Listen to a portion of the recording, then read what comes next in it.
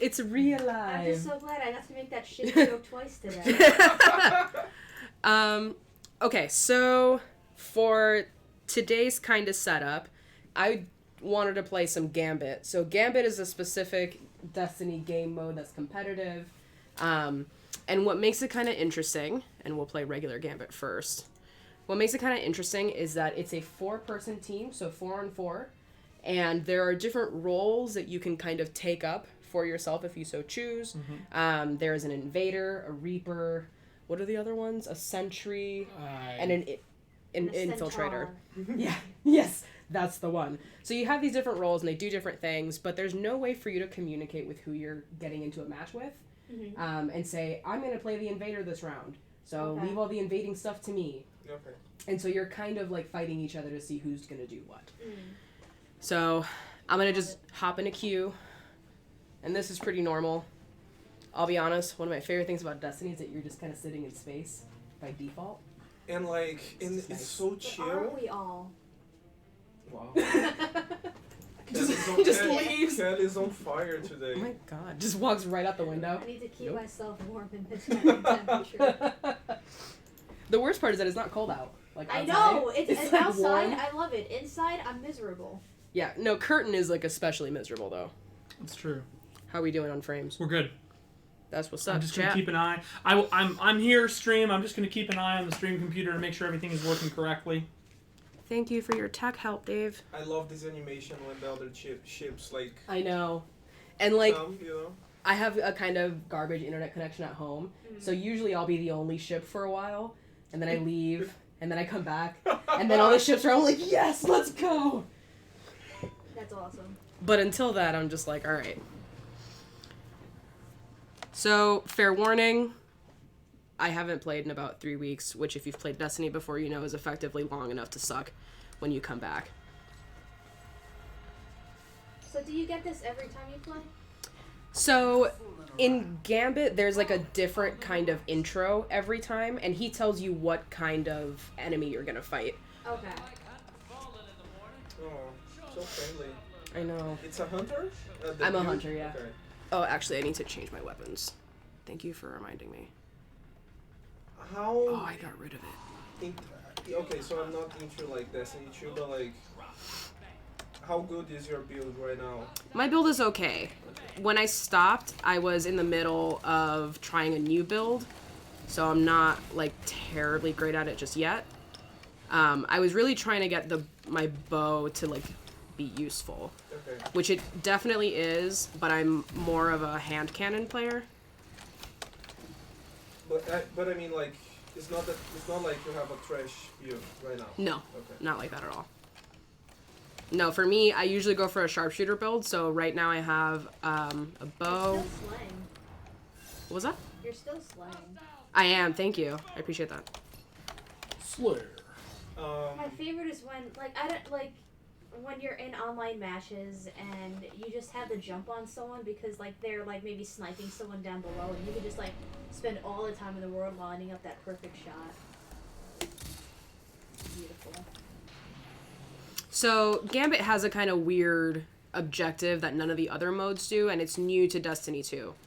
So the purpose here is that you're actually fighting yourself, or rather, you're fighting all these villains, but you're also fighting other Guardians. Really? Yeah, so it's PvP and PvE, which is part of what makes it so cool. So, if you look at the top bar here, there's like this thing that says 11 and 10. So my team currently has 11 moats in the bank, and moats are what we're trying to collect. And the other team has just collected up to 20. Has just gotten up to 25.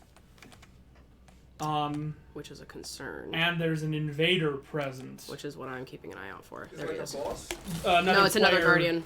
Can come steal your moats. So he just did. So for example, since Cyber 07 got me, they took all of my moats. I need moats to charge the bank. The bank is how I win. Okay. So basically the kind of structure here is that you're fighting each other in PvE at certain times. So for example, the invader for the other team just came in and like destroyed my whole team. Which is kind of the goal because it really sets you back. Yeah, I see that they're now at 40 motes turned in. So the gray bar are the moats they have currently held on players, and the red bar are the moats that they have like banked and successfully turned in. Yeah, exactly. Okay. So they have a fair. You guys have relatively few banked, and need to kill a bunch of monsters to get more. Whereas they've got quite a number banked right now, so it also might be a good move to invade them at this moment. Exactly. So what we need is that we need to charge up. Oh my god, come on.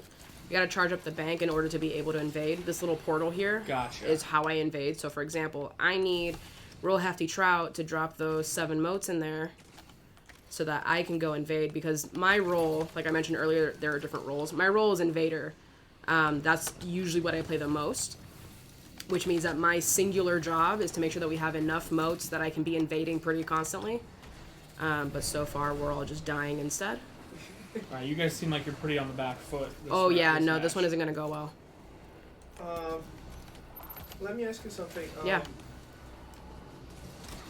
I never actually saw Destiny as like a competitive game. Like, I mean, it's a looter shooter, so like for me it was more like a online multiplayer like experience that has like competitive like play modes, like the Crucible. Like I played a lot of Crucible. Like, we can play some Destiny Crucible 1, today too. Vanilla Destiny, I don't know how people call it. I have no idea.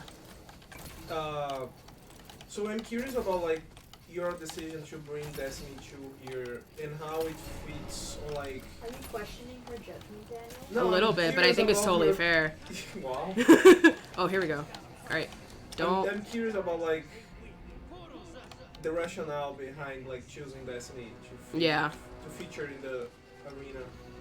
So the reason that I'm doing this is because, hold on. So for example, just got hard stuck in that door. So Destiny 2, Gambit specifically does actually have an esports scene that's like pretty decent. Okay. They have good tournaments that they do. Specifically with Gambit's like the most popular of them. But there's also, I think Crucible is also pretty competitive.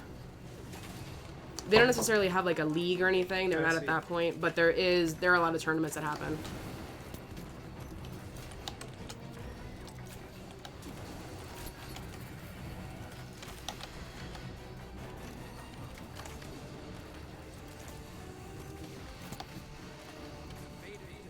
I love the UI of this game as well. It's really nice. That's interesting. I actually find the UI to be one of the reasons that I don't play it as much. Oh, really? Why? I don't know. It just doesn't feel, given the amount of different pieces of information that I'm expected to keep track of at any given moment, I've always felt that the UI was either too much or too little in any given circumstance. Yeah. I know what you mean. Like that I didn't get what I would consider to be like call-outs that were necessary about things that were happening. But that's just me. Like I'm also like a weird person when it comes to like online shooters. So, I mean, I really like the UI because like it's so clean, you know. Like it's just Helvetica, like very simple. Like I felt it really easy to navigate in the PS4, which for me is a plus. And that might be one of the things, as a primarily PC player, I look at interfaces for how well they do or do not integrate with mouse and keyboard and monitor space. And I think that this game, that Destiny, and especially Destiny 2, are heavily designed to be console accessible. For sure. And have to make sacrifices as part of having a uniform interface as a result of that. And that might be just one of my, like, horrible, PC Master Race kind of like bits. Oh man, I'm just making bad decisions. It's funny, like when I play this, like I usually play it like and not like after a busy work day because it felt like relaxing for me. I don't know, like this game for me has like a chill vibe. You can just like walk around the world, like, and the soundtrack. Yeah, the soundtrack is so amazing. Good. It's a beautiful game. I mean, like. Yeah. This game started out as very relaxing for me, and then once I found the Gambit, which is like my favorite game mode, this is really all that I play. Do you play like what's the name of the thing? Like the main cooperative mode. Raids. The Vanguard. Not really. I should because I paid for Shadowkeep, so like I feel like I should. But I don't really. It's not because it's bad or anything. It's fine. There's nothing wrong with it. But for me, Gambit is just like super enjoyable. I know, I'm just saying with it. Yeah, no. I was just like, I'm getting shot and I'm just gonna go. I'm gonna just keep running anyway. I'm asking. Sorry, go ahead. No, I'm asking about the raids because like, one of the problems that I had as a Destiny 1 player was that like, I've played like a lot of Crucible. I after like completing like the single player, part of the game, I was like, okay, now I have to like keep grinding to get more loot, to get more equipment and whatever, and play a lot of like the different like game modes and stuff. But I always felt that like the raids were like the highlight of the game. It's where like the lore keeps going, you know what I mean? Like, so I felt like I need to play this in order to like to fully experience the game. But I had this problem because like I really like the way the raids are designed in Destiny because you have to communicate with people because it's gonna be just otherwise impossible. like any other game mode you can play because it's like you have to like kill this thing. You have to go here, you know what I mean? But raids at some point it's almost like a performance in a way that like everyone has to perform this stuff in order to achieve that kind of thing, you know what I mean? Yeah. So it is performative for sure. I think go ahead. I think that's very much the kind of raid stratagem that you run into in a lot of MMOs more broadly. Yeah. You know, Destiny's a very interesting game because it borrows design concepts from looter shooters, single-player looter shooters like Borderlands, ARPGs in terms of like the way that its gear and combat are structured to some degree, and you know, come on, man. All right, someone please come grab these modes because I'm full. And it draws pretty heavily from multiplayer shooters in its multiplayer modes, and then like from MMOs in terms of raids and dungeons and things that require coordination and communication and understanding of fight mechanics, which is a really significant piece. So I don't know. I find that to be really interesting that Destiny is, and it's also basically the only game that has successfully entered this particular genre. Because we've had other games that have tried, games that have tried to be like sort of MMO-esque in a first-person way. Like The Division? Yeah, The Division, Anthem. Anthem. Oh my God. And like while I play The Division, I play The Division 2, and The Division 2 is really more of a third-person, like it's more like The Secret World or other gun-based MMOs than it is like this. It's not really that much of a shooter, frankly. I mean, it does have shooting mechanics, but being hard third-person and not having what I would call even close to Twitch accuracy means that it is really difficult to actually, like, accomplish anything with it.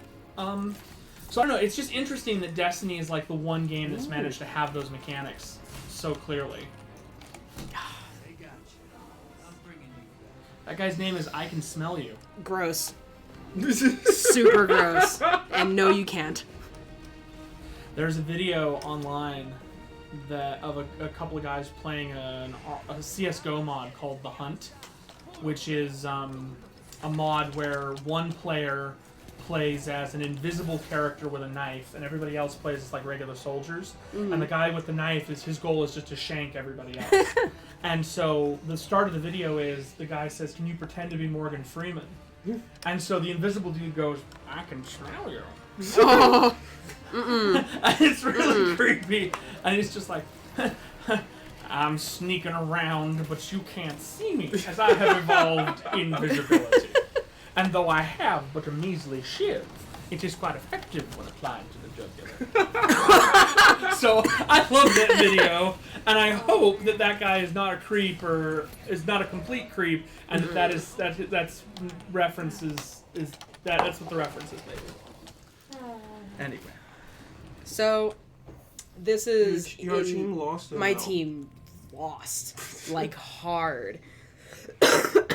which is part of what makes Gambit both very interesting and very frustrating, because for matchmaking, where there's this really specific objective, like the four of you need to work together, each doing something different in order to make the game actually work, right? Like the only way to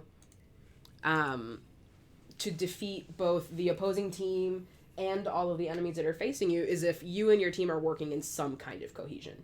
In this case, no one was working together. We were all in different places. We were all doing different things, and we all kept getting sidetracked by unimportant things. So one of the things that happens when you're playing a game and the matchmaking is kind of set up for you and it's kind of anonymous like this is, where the only thing being considered for who I'm getting placed with is my rank. Okay. And since I just reset my rank, I'm pretty low. Because I got to the top, and then Destiny 2 lets you reset your rank to gain additional benefits. So I had just finished doing that, so I'm still climbing back up, which might be why we're so sad. You're playing with noobs. I wasn't going to say it, Dave, but I'm playing with noobs. You're playing with noobs. And I'm kind of in noob mode right now, too, which isn't helping. I think it's important, though. I really like that Destiny has that particular structure, because what it helps to do is it, A, prevents smurfing.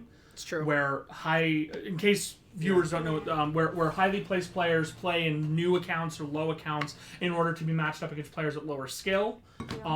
It also helps to allow players of higher skill values to end up matched with players of lower skill values for a short time when you do resets in order to kind of help you work through. Since Destiny is a game where an individual can contribute a lot, but isn't a make or break on an entire team, especially in modes like Gambit where there's so much of the, where like you could have a high-ranked player be the person doing invading or be the person defending, where everybody else can just kind of do the one thing they're good at and fight the bad guys. I think that can be a really interesting and beneficial place. However, knowing the Destiny community and the internet at large, I'm sure that there's a constant barrage of people being like, oh, I only lost because they had like a Masters player on their team. Oh, sure. That just seems like a thing that would happen. Well, that's their problem. Well, suck to suck, then. Yeah. And that's what we learned here today. Maybe you shouldn't have sucked so bad. That's what I'm saying. I mean, is that what we call... when you punch people in Isn't the it the face. best? It's Get, my is that favorite. what we call get good? I believe that's what the scrubs call not being able to get good. So this is a thought that's not really specific to competitive play, but more about live streaming in online gameplay. Mm-hmm. Is like the people who stream consent to being streamed and broadcast, but like do any of you know of conversations of people who play online but don't want to be streamed but are streamed because like these people. Yeah, because like for example, I mean they don't know. Well, they don't know that we're super popular. As a natural side effect, we literally just talked about I can smell you's name. That's true. If we were a big streamer, bad idea, and somebody like that had a name like that, it could result in Destiny players doing something like reporting that person for their name and ending up there. There have been distinct instances of Fortnite and PUBG players being killed by somebody and then saying, oh my god, they must have been hacking, there's no way they made that shot, and having large numbers of their fan base report that player as a result. And people have gotten banned and all kinds of things have happened. People suck. That's what I'm trying to say. That is like the best analysis, is that just people fucking suck. Fucking blow. But I think it's a really interesting question, Kelly, to consider. Like, how do we deal with that kind of ethic in a streaming environment? Like, because I mean, you have to consider, like, is this a public space? Do you have a right to privacy when you are in this space? Like, I'm not. It's a that's question, a great like, question. Yeah. And even though it is an avatar, like people can still dox you from what little information they can get. Absolutely. From here. And of course, that's only going to happen in extreme cases, but, I mean, look at Gamergate. Games are full of extreme cases. Yeah, gaming is not a place that doesn't have extremes. Exactly. I think it's an interesting question. My gut instinct is to say that games, is that especially match-made arenas, where you click a button and say, I accept to be involved in this activity, is a form of consent, is a form of public initiation. And the understanding that people... That the same way that if you went to a public soccer field and played soccer there, a person would be allowed to use their camera in a public space. Right. I agree as well. It's just more of a... Because I just think of different... I don't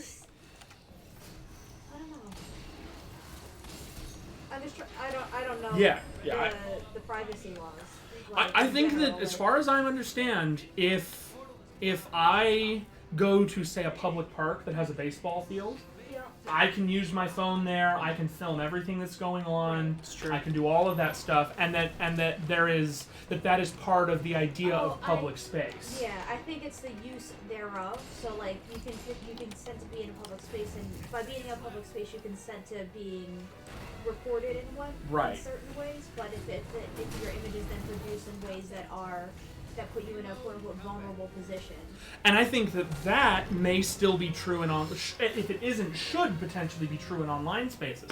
That if somebody uses a live stream, a clip, or recording to engage in harassment, doxing, or other material that somehow puts you as a vulnerable person, that should be legally deal withable.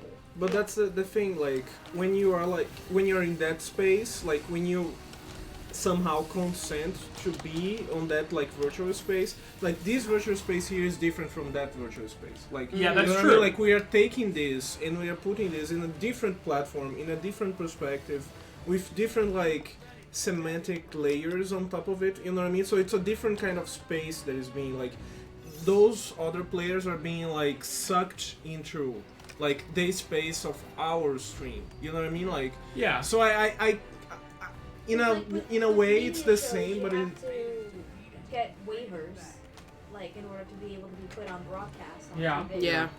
So, and that doesn't quite exist for Twitch. I mean, because it's not quite as attainable as it does sort of exist on Twitch. Dr. Disrespect at TwitchCon went into the men's bathroom and was streaming in the men's bathroom and got banned from Twitch as a result of that, and then unbanned a little while later. But like that was a violation of... Oh, no, what I was saying is, like, so, let's say, what's that guy, like, Billy on the Streets, or whatever, it's like, any person that he goes up to in New York City, he goes up, does his thing, and then afterwards, his production crew has to get a waiver signed. Yeah. And if the waiver's not signed, then it's either cut or the face is blurred out entirely. So part of the reason for that is because of the fact of the way that the recordings are going to be utilized. You're a dick. Right. We come back to that question of the camera crew is free to do the recording. Right. It's that they cannot utilize it on the show for profit without having that waiver be signed. Yeah. And so, because otherwise the person has a reasonable ownership of their own face, and therefore the profits and values made therein.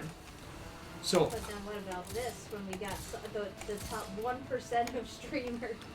See, I think that's a really interesting consideration, because the act of live streaming is profit generating in a way that the act of physically recording may or may not be. Does not have the automatic implication of being. And so that is a really interesting question. I think that's where we come back to your point, Daniel, that like Twitch, especially Twitch as an active form of profit generation, is like a wholly different public space than the one everyone has consented to enter in the initial part. Yeah. And like if you were recording your gameplay for YouTube and wanted to do something like blank out the names of other players or whatever as you're doing, the same way you would... 8 hours post-production. Right, like, and people do that kind of thing. I watch a kind of problematic Twitch streamer called Soviet Womble, who plays a lot of CSGO and Arma 5 and stuff like that. And when he does his videos, he blanks out the names of every other player he plays with except people who are in his clan. And it takes him like months to produce videos, because he also does a lot of other things in post-production. But as a result of that, because he doesn't want other people have any kind of... He's had people make claims on his videos before and be like, I'm in your video, you owe me money for that. And YouTube doesn't really respect that, but he tries to stay away from that kind of thing. So I think that there's an interesting case to be made, but you can't do that with a live stream, right? Yeah. If you're playing against Ninja... Yeah, like, There's the nothing you can liveness do. of it you can't, but like if you were to upload, you would be afforded that. But. Yeah. I just thought it'd be something fun to just throw out. No, sure. I don't know. I don't even know how to like begin to deal with that. That's such a hard. That's such a hard question to tackle in that regard. And let's just throw that at TL Taylor and ask him. Yeah. Hey TL. Here's the question. I mean, she follows me on Twitter. I'll think about her. But I mean, it's a really good way to kind of talk about accessibility and consent in online spaces, because I mean, if I could help it, this wouldn't be what I'm showing on TV. My garbage skills right now. Same deal probably with the other 3 people that I played that match with. They're probably very embarrassed, and if they knew that we were broadcasting to the world, they'd probably be really upset. To all 2 of our viewers. Yeah, but not both of them sitting in this room. So like Ati in the other one, Christ, the seminar. Christ. I was talking about like the right to be forgotten, and I'm conflicted about that personally, but like I understand the aspect of the right to be forgotten.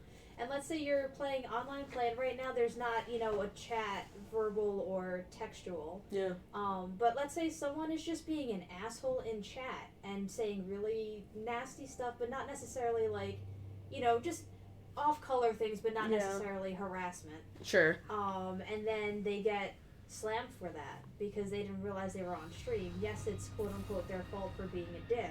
Sure. But did they consent to being put on broadcast? Yeah, like they wouldn't realize the extent to which they're being a dick, right? Like the kind of vast audience of people that can then see that. We act differently around our, like our friends than we do with strangers, than we do with parents. Yes. And I'm not saying that excuses us to say off-color things, but we're more likely to do things that we wouldn't when we don't believe that we're not on camera. Right, when there isn't necessarily accountability. Right. When it's just random people on the internet, and the worst thing they can do is report me to Riot for being mad at League of Legends. Not speaking from personal experience. No. Of course not.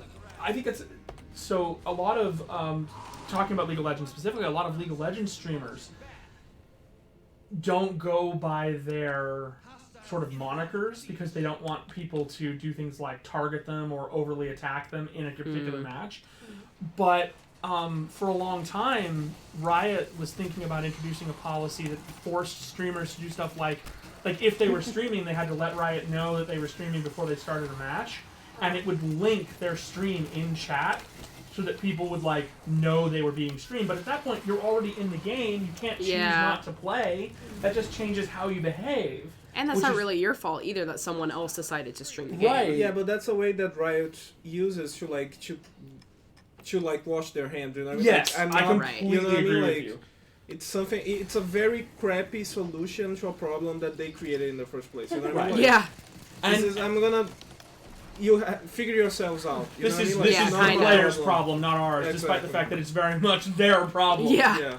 And they ultimately didn't end up doing anything like that. And I mean, not that they have any legs to stand on with anything else that they've done.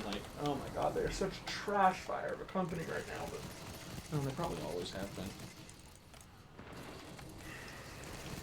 What is it with games I play and end up having people have their developers turn out to be absolute trash fires? Dude, I feel that though. No, I mean, the better question is, what is it with games in general? I feel that why are games such trash fire?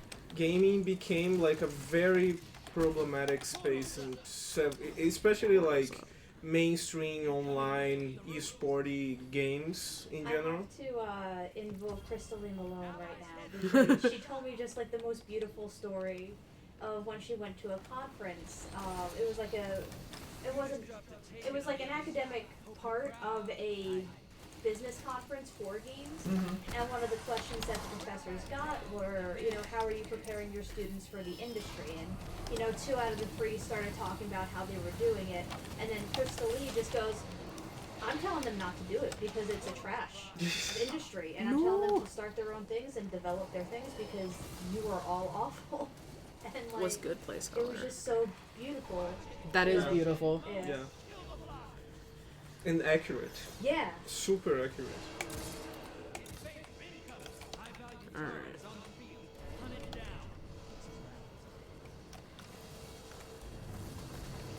There you are. We got a chat.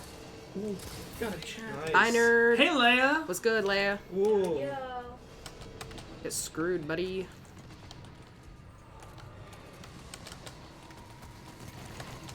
Alright, where the fuck is my team? Currently doing nothing.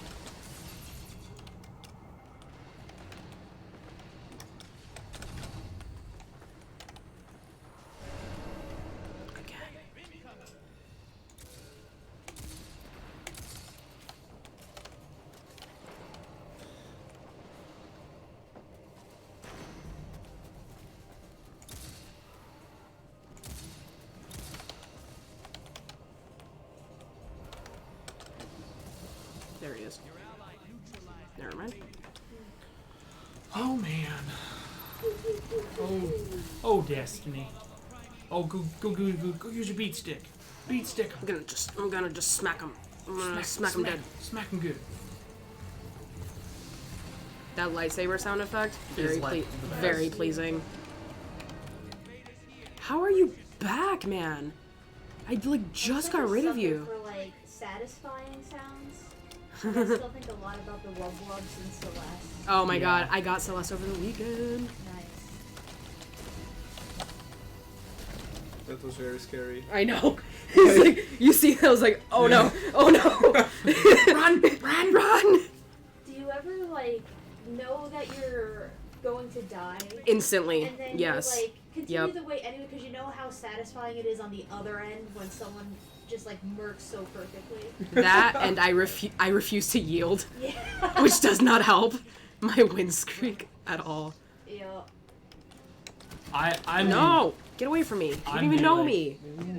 Exact opposite, where I'm that guy who will do whatever cheesy dumb thing I can to get away from somebody who's trying to murk me, and then get mad at people who do the same to me. Lol. I'm such a hypocrite with that. Mm-hmm. I refuse to concede in Hearthstone. Why would I concede? Are you trying to say I can't win?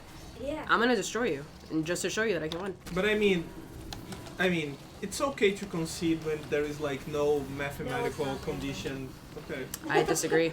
I just They might wholeheartedly disagree. Hey man, Wreckful missed lethal on board at BlizzCon, so No, but I mean like he had lethal It's always on possible. board and he missed it. It's At always BlizzCon. possible. It happens. okay. No, I'm kind of with you. It's not like I mean If you it's not gonna happen. You gotta earn it. And play the full length of the match. It bothers me when people do it for expediency. So I play a lot of Battlegrounds in Hearthstone. And one of the things that happens with Battlegrounds is matches are, players are divided up into rankings depending on how much health they have left. And oftentimes, if I get into like the top 3 or so and I have a pretty great build, somebody will play me and then they can't see my board, but they can check what I'm playing and they'll be like, oh, he's playing Murlocs, I'm playing Demons, Murlocs beat Demons, and they just quit. Oh really? They'll just outright quit because they want to get into another match more quickly. They're like they might be able to win, maybe, but they don't know. They haven't even seen my board. They're just like, they'll just quit and let me take first place because second place is worth enough points that they can just drop and get into another match more quickly. I hate that. This is something that gets me super conflicted about this model, like the Battlegrounds, like the not just Battlegrounds, but like PUBG and Fortnite. You know what I mean? Like you die and then you can like instantly like get out of that match and get into a different match. In a way that's awesome because like it speeds up, like you can keep playing like forever. But at the same time, like it's kind of like I'm just playing for myself, you know what I mean? Yeah. Like I'm dead, so fuck it. I'm gonna go to a different match, you know what I mean? Like so it doesn't feel like you're actually playing with other people. It feels I don't know, like I don't know. I have mixed feelings about it. Unlike a match of Overwatch, where there's a very distinctive begin and end time, where there are clear objective times that begin and end. With Battle Royales, your engagement with the content is so variable, depending on how long you last, depending on your skill level, depending on all those other things. Yeah. It kind of it feels like playing Sudoku. Yeah. How quickly do you or do you not solve the puzzle?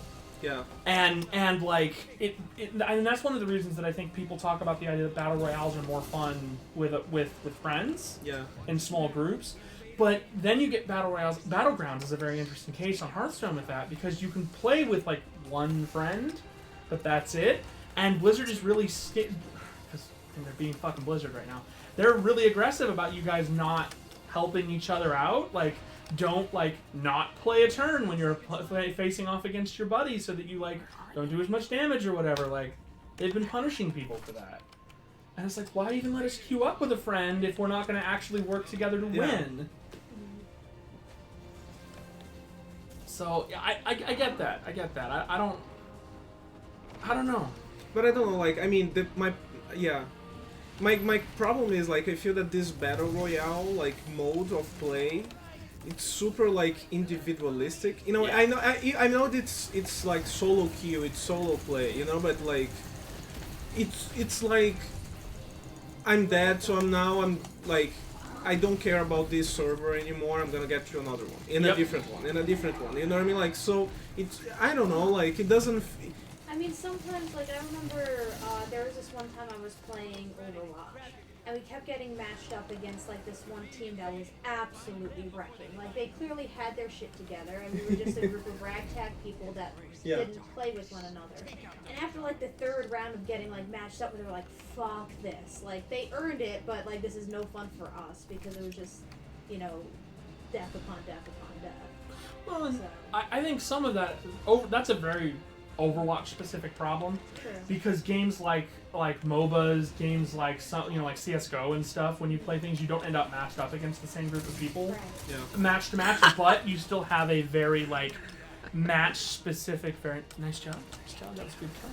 You have a very like delineated amount of time you spend in a match. You know, a match of a MOBA like League of Legends like lasts until one team or the other wins. Yeah. Not and you're there. And I think an interesting thing to talk about that is that you can like divorce. You know, in PUBG you can divorce yourself from the whole circumstance when you're dead and move on. Yeah. Which makes the kind of that, even though that game is still like happening, and it makes it harder to invest in the game because the moment you're dead, it's just like, okay, I don't care anymore. But also, it means that if you're not in the game, the match. Yes, in the match, you're like, I just don't care about this match anymore. I'm dead. I can move on. Yeah. But I find that people who play games like Overwatch and League and stuff have a tendency to want to just, when things go a little bit bad, not bad enough to guarantee failure, to become a mathematical impossibility, but like, you know, you lose the first control point super quickly. They're like, I'm done, and they just bail. Yeah. Yes. They want to just move on to the next thing. Yeah, and then you get backfill. And that turns into a whole thing. And like in games like League, you don't even get backfill. Like you get nothing. You just are down a player and can't win. And so it's the kind, you know, like I was playing a bunch of League of Legends this weekend. I had a match in ranked in my. No, you can go. I'm too old for this. Keep at it. You're doing great. I'm too rusty. Yeah. I had a match of League of Legends. I was playing ranked, and I was playing a promotional match that was supposed to move me up to the next tier. But it's not a promo for everybody, right? So it's an important game to me, and I'm in the mid lane. I'm doing my thing. I get an early kill on my opponent, and one of my opponents. That's just Leia. She was just saying hi. Hi again, Leia. We love you.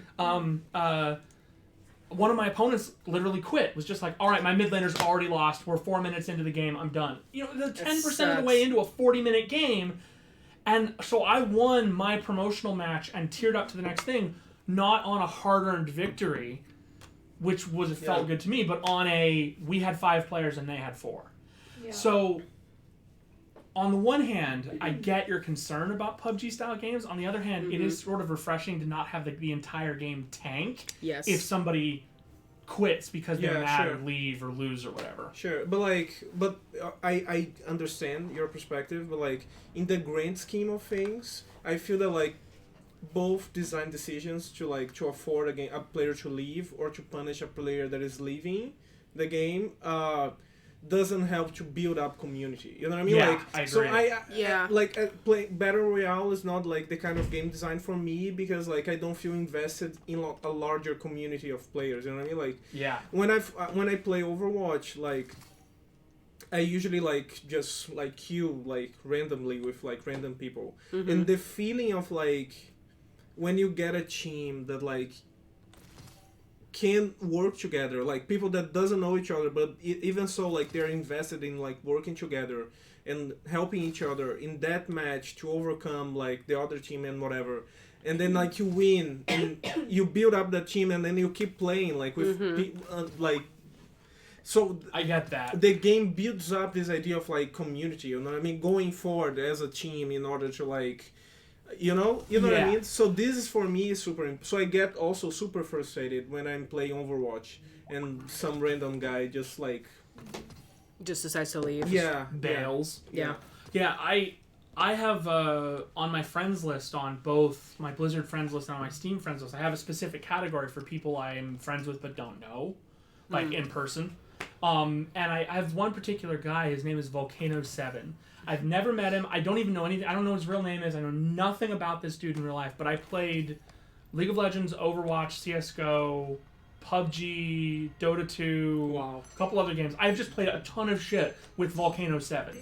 And he was the kind of guy I met in a match. We played a bunch of games of League of Legends together. We became friends there. We started playing more matches together.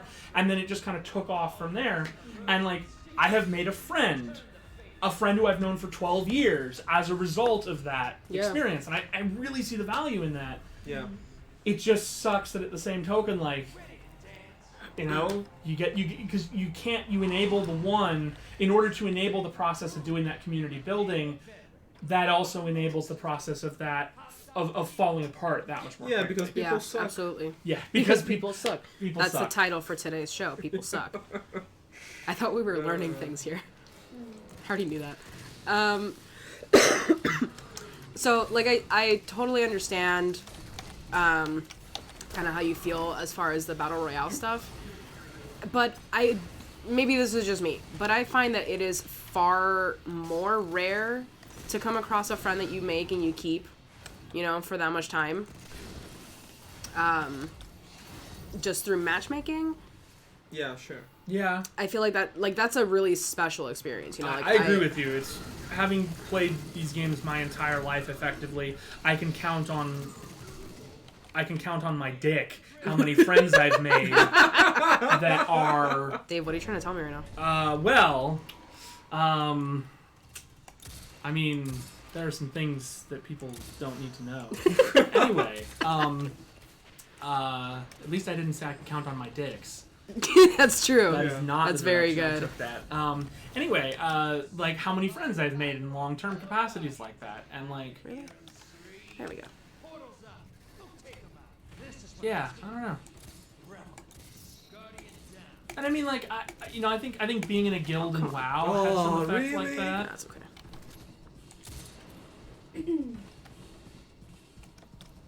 Do you have a time limit there? Yeah, I do. 30 seconds. Get out of here.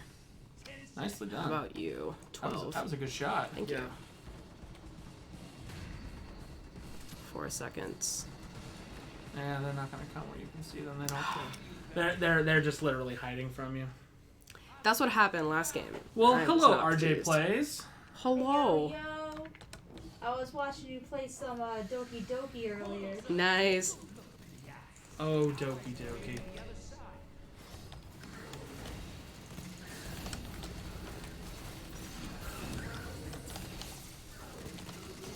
I ended up downloading it right after. That game is. I want to play it. That game is interesting. If you enjoy it, give Doodle Date a try. Oh boy. Doodle Date is another pretty fun game. That is. Bonk. Nice. Thank you. That is in the same vein. Actually, if you have any interest in that vein of dating sim virtual novel with a weird twist. It's not so much the weird twist, it's the using sound in video games in like affective ways. So Doodle Date does a little bit of that, but not a ton. You got chat going. Yeah, Doodle Date. So Doodle Date is a dating simulator made by, I think, a Western developer, which is basically a game where you draw you draw all the various things you interact with.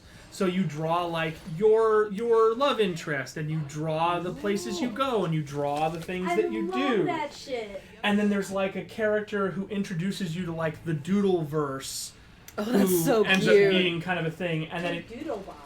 Sort of, That's yeah. excellent. And then it's got kind of a weird direction that the end of the game takes, as you can imagine for a game like that. So, I love it. we should play Doodle Date on the lunch zone sometime. We should do a dating sim, Mom. We should. Oh my god. Oh my god. That Alright, sounds I'm telling amazing. Nathan now. I already chose March now. February now I'm gonna do. We should have done dating sim for February. Ooh. But too little too late. We're playing music stuff instead. Hey, that's legit. Hey, music stuff is very good. I'm psyched. Alright, I hope you nerds cleaned up all these fucking moats I dropped. Leia says we did a dating sim month a couple of years ago. Well, Cool. It's time to do it again. We could make a sequel. Please leave me alone. My mind, RJ says, my mind is completely broken right now. My brain is mush. Probably the most emotional reaction I've ever shown on stream. Yeah. Doki Doki will do that to you. I remember the first time I played, well, the first time I watched it, I actually watched it being played. So satisfying. Alright, I hope and these it's an intense game. Gonna collect. They are, okay. Like, I play most of, like, Destiny 1 with, like, the mage, like, class. I don't remember the name. Like, yeah, the mage. Or Warlock? Warlock, something like that, yeah. Like, and, like, the feeling of, like, just dropping a bomb, like... I know, it's so good. Oh my god, so satisfying. Alright, come here. I know that you're, like, right over here. Not you. I know where you are. I know where you are. Yeah, it's like, no, you, I have a constant reminder of where you are. Okay. Yeah, I could come to some lunch zones for a dating sim month. I teach at 1 o'clock on Wednesdays, so I'd have to, like, work that out, but...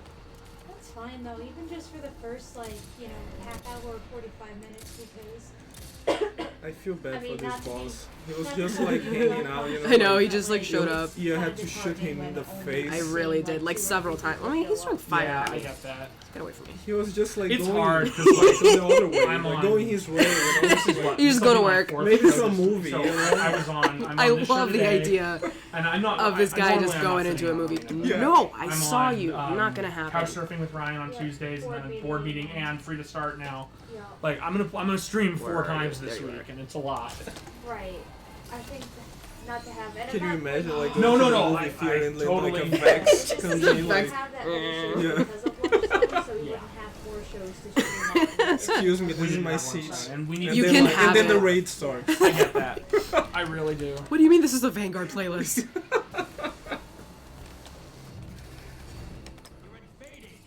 Oh, you got so lucky.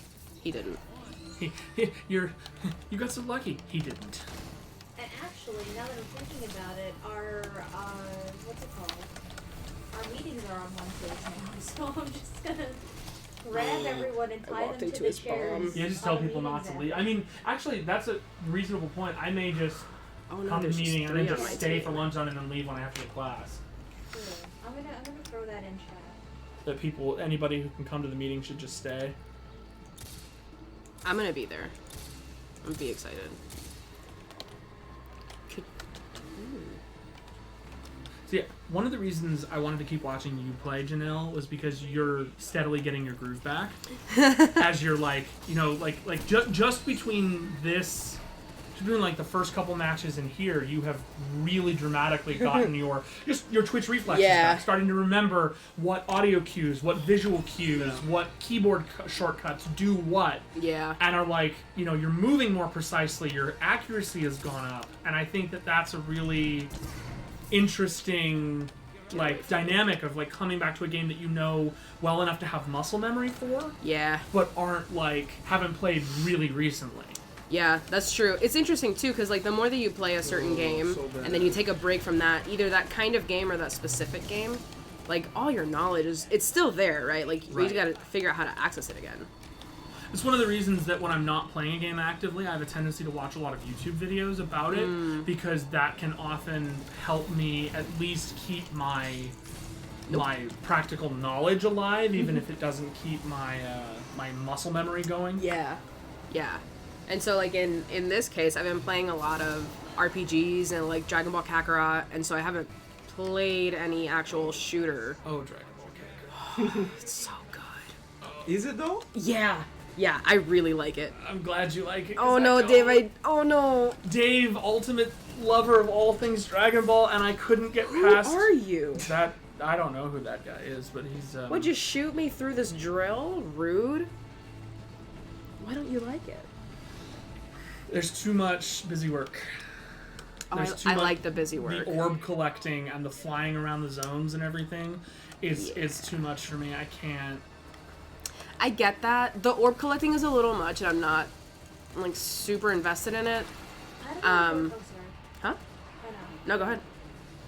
I don't know what it is about this game, but the motion doesn't make me sick. That's awesome. Do you think it's the third-person perspective? Oh no, they're not here anymore. I mean, most of it's in first person. Yeah, fair amount. Yeah, that's fair. Like, it's only when you do the power-ups. Well, some of it's going to be the frame rate and the so commonly in first-person shooters, combination of frame rate and field of view really affect how dramatic. Because I'm very sensitive to motion sickness in first-person shooters, but still play most of my games because I just have to have either a wide FOV or a smooth, steady frame rate, which really helps. No. Yeah. So RJ says that is so true. The skill becomes really hard coded. That's a good word for it. And then Leia says, in response to RJ's reaction about playing Doki Doki, like that was my same reaction the first time I played it. And I think it's kind of everybody's like the fuck. Okay, so here's what we're gonna do. Okay, what are we gonna do? We're gonna switch it up. Recap. Gambit is the best. Engage in illicit activities. I actually wanted to tell you. So this does have a lot of narrative to it. Okay. This was, I think, what came with the Forsaken DLC. And this was a game mode that they came up with, and it does have like a whole narrative. So, like, for example, there's very much like Crucible and like with Vanguard, you have like a person that you go to and you check in with and you get bounties from them, and you could, which is part of what's cool about Destiny, you could theoretically only play the Gambit storyline and have plenty to keep you busy. Neat. Which is kind of nice. Destiny's one of those weird games that is simultaneously like so large and overwhelming because each planet is effectively its own game. Right, like in terms of actual space that you can traverse and things that you can do. Yeah. But you can also become like somewhat of an insular player where the only thing that you do is a specific subset, like a mode or like a planet or a specific, like, I don't know. If you're following like a story, say that you just bought like Shadowkeep, which is the newest expansion for this, and you just want to play for that, there's plenty of hours in it for you. Mm-hmm. Are they still developing stuff for Destiny 2? Or like... Oh, yeah. Yeah. Okay. Yeah, so it's not in the end of the life cycle? Not at all. So, like, for example, here. So, like, you go and you have, like, an actual person that you meet up with, and they have, like, a series of quests and narrative things that you can do. Yeah. There's also... Part of what's cool about it, I think, with Destiny specifically, and thinking of matchmaking and the way that we kind of play games, is that each of its sub-modes, right? Like, you can play Vanguard, which is just, like, a series of strikes and playlists and stuff. Crucible's traditional PvP, and then Gambit does a weird mix, right? Each of them has a way that you can kind of scale your play. So you can play Gambit or Gambit Prime, which are just variations of the same mode, or you can do what's called the Reckoning. Dave, have you played this? I have not. All right, we'll try some Reckoning. I don't have the gear for it, but I'm gonna try it anyway. So this was a mode that they came up with for the Forsaken expansion, and part of what makes it interesting is that it is not only infinitely harder than like most of the other things you can do, but itself has different tiers of difficulty. Mm-hmm. And I haven't beat the 3rd tier. That's my send off. I haven't beat the 3rd tier, but if it's critical to know who you're getting into a match with in something like even a team-based PvP, it's horrifyingly necessary in something like the Reckoning, because this is like one of the hardest things that the game has to offer, and it requires a lot of teamwork where you fight like an inordinate amount of enemies in a specific amount of time. Okay. So it's very different than a lot of the other things that you can do in the game. which is interesting, I think. To your point, it shows that Destiny's life cycle is nowhere near the end, and they keep coming out with like new seasons and stuff, so they're taking in a lot of things that they didn't do in the past. I mean, because I guess this is a difficult decision to make. I mean, like, both from the side of the players and the developers, you know what I mean? Like, when is the right time to make a sequel? You know what I mean? Like, yeah. And at the same time, like, I feel so bad for the players that invested in Anthem, for example, you know what I mean? Yeah. Like, because the game is like, I mean, it's over. Like, well, they're doing a big patch. They're doing a whole rebuild patch, apparently. Yeah, really? Yeah. They're doing That's the so equivalent of this is so beautiful. This game is so beautiful. The first Destiny 2 patch. Oh my god. The one that completely revamped the loot, the gameplay cycle, and the end game. They're doing basically a major rebuild for Anthem. Not that Walsum is going to fix the game. See that. I make no claims that can fix Destiny's brokenness, or Anthem's brokenness, I mean. But they are doing that. So. Oh, yeah, sure. But my point is, like, buying a game like that it's kind of a gamble, because BioWare can just, like, okay, it flopped, we are not gonna support it anymore, it's over. You know, like, and it's kind of disappointing as a player. Yeah. You know, like... I bought Fallout 76. I know exactly. In fact, all right, stream. Time to shame me. Let's do the shame. Oh man. I bought my favorite thing. I bought the Fallout 76 collector's edition for myself. Ooh. Oh. And then I bought Fallout 76 for my wife and my brother, so I had people to play with. No. I paid $300 into not- Fallout 76. Actually, it was more like $200 so into bloody bad. Fallout 76. I hate being alive. And I did that before the game came man. out, because I was just like, multiplayer Fallout, must play with family, love this game, want to do it, Oh, yeah. and forgot that Fallout 4 was total garbage, and that there was no way it would ever work, and that it was Bethesda, and was just like, oh, wait, I'm an idiot. Oh, wait, it's Bethesda. That means I'm gonna have zero fun. Right, and then they sent want me a to leave fucking there. canvas Isn't bag it so good? in the mail, because I bought Fallout 76 3 times. Goodbye. So I totally understand what it's like, Daniel, to invest in a game and then have and then be waiting for the inevitable moment that Bethesda says, yeah, this is done, this is over. Yeah. Because it's coming. They keep claiming they're not going to give up on it, but it's coming. Yeah, sure. Ah, Ooh, nice. why are you like and I this? love the art direction of this game. I know. It's so beautiful. Hobgoblins, man. So, you'll see that what we're trying to do here is we're trying to establish dominance. That's the kind of, like, imperative that we're doing. So you do that by proving yourself to this kind of abstract god structure that we're doing this performance for. Ooh, this is getting better and better. Yeah. And so, and then you have to, like, re-enter the whole place. Which is nice, because this is, like, one of my favorite areas, but, ugh. So the goal, so we have 2 minutes and 50 seconds to finish this entire thing, like the whole reckoning, and we're not even past like the first part. This is interestingly one of those things, like kind of what we were talking about earlier, where you can tell very quickly, within about a minute, if you're gonna win or not. If a group has control of it or not.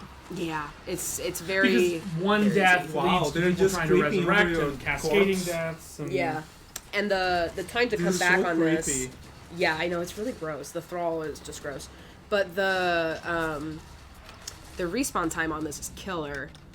And it makes it so that if you die and you're not near someone and your team does not prioritize reviving you, Yeah. the whole game, like the whole match that you're trying to complete is effectively over. So in this case, there are 2 people that are dead, which means that someone is still alive and they're not trying to revive Yeah. anybody. This is like a feeling that I have while playing Destiny. Like, you have to build trust. Like, Absolutely. trust is so important in this game. Like, especially when you are like in the top tier, like Vanguard and Strikes and Raids. Yeah. Alright, come on guys. We are at 84. Oh, it's snowing. I know. Oh no, Kelly, no! It's like such I mean, I knew that it was gonna snow, but I didn't think it would look so fucking magical, honestly. Alright, that's not bad. It's not gonna accumulate or anything. No. Alright. My dogs don't love it. That's true. They are sluts for snow. Oh my god, of course, they're dogs. That's just the truth. Alright. Cool.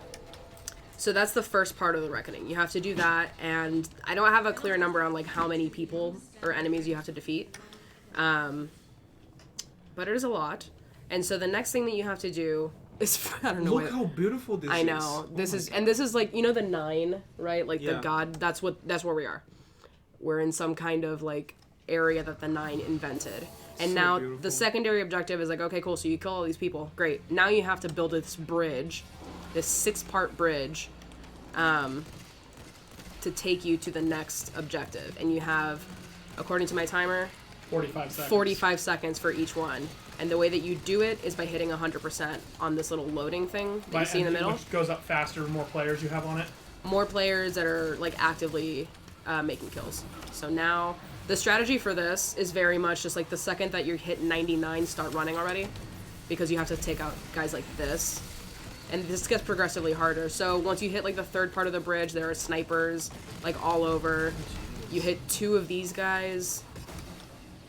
You guys have 18 seconds. Yeah. So do you get rewards for how far you've made it, or does it only matter if it is a win-fail? You either complete this, and then after this, there's another variation, like another thing you have to do, and you get so you get a little bit more time. It'll kind of build up, yeah. There's a strategy that works pretty well for this, surprisingly, which is that if you have, I think it's a warlock. There's a warlock ability that makes it so that you can like heal in a certain radius. I think it's this actually. And that makes it so you're kind of impervious, at least while you're near the center, which really helps. But that kind of takes us back to our conversation about matchmaking, and it's like if your team doesn't have that enabled and they're not working as a group to do this, like every single time, then you don't stand a chance. So, Leia says, dude, Janelle, TL already got back to us. Yeah, I know, I saw that she emailed. Yeah, I emailed her this morning to ask about charity stream. Oh, that's beautiful. So she quick. She's the best. She's my hero. Don't tell her I said that. This is super embarrassing. Oh, no, it's just it's on stream now. Oh no! So I didn't consent to put that on here. Right? And it's just a treat to be able to just like be involved in any capacity. Like literally anything. Like, can I do anything? I will be grateful. Senpai noticed me. Please. Yes. But actually. Alright, here we go. This is actually going far better than I expected. Well. Did not see this coming. Your damage output is pretty good. No, you guys haven't had a lot of deaths, and Please heal me. You guys are doing okay. Yeah, that warlock ability is really strong. Yeah. So then what happens at the end of this, because we're building the last section here and we'll get it in a second, is one of 2 things. So there's one of 2 kind of like final objectives. One of them is you have to fight like, oh, I don't remember. So you have 4. Okay, so defeat the likeness of Oryx. Yeah, so one of them is you defeat the likeness of Oryx, which is this big, ugly thing. Who is the big bad guy now? Because Oryx was one Oryx of the bosses at some point, right? Yeah, it was Oryx. Now it's there's like a new one for the Season of Dawn, which is what's happening right now. And I'm pretty sure it's Osiris. So the current narrative has a lot to do with Osiris and Mars. Because the Vex hive mind has been defeated. I think that's how the first one ended. Spoiler alert. Spoilers. But yeah, the Vex hive mind has been defeated. So at this point, we're kind of just like seeking the next big bad.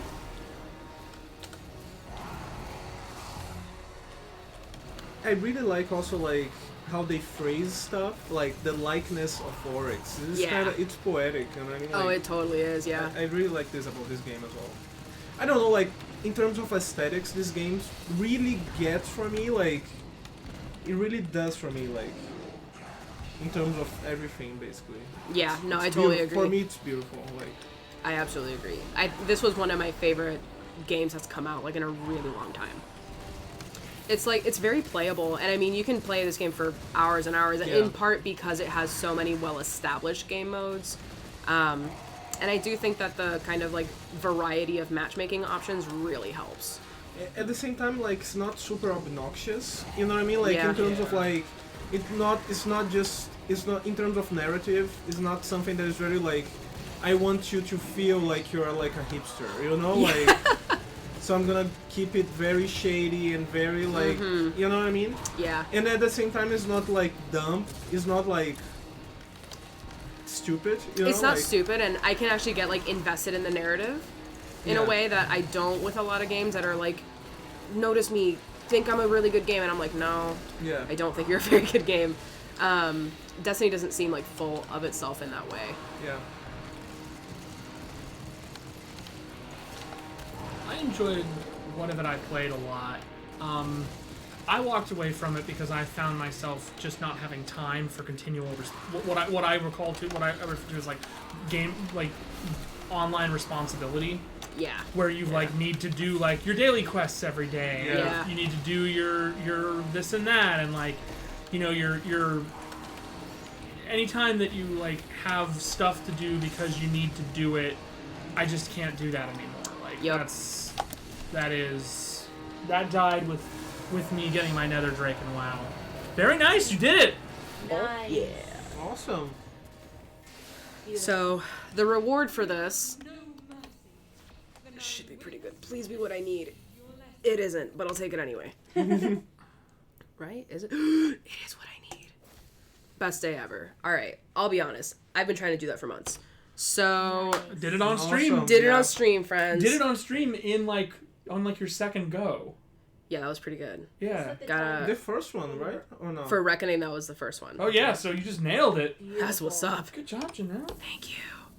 So what I was trying to do there is prep myself for better Gambit play, because the 4 roles in Gambit, the way that you play for those roles is that you acquire specific armor sets. Oh, okay. So now I have top of the line.